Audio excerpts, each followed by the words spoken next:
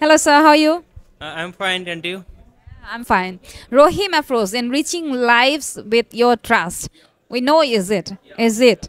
So, what type of CV you prefer from the freshers, or I say maybe students or members? Hard copies only, or you use QR code or internet or email? What type of soft copy?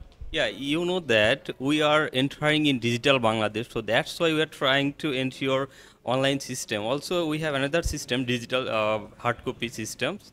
So online system we prefer, and that's why we can control all the CVs in online systems. Yes. Okay, okay.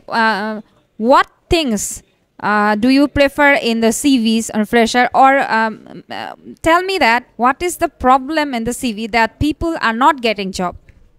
Exactly, CV, like here, many people don't know how I write their CV and how I prepare their CV. This is the biggest problem. So, like say job seekers, uh, they write their CV in the unnecessary items. Like so, from my view, CV should be summarized and very her professional background, potential information should be included. So Included first. Okay, thank you. Thank you so much.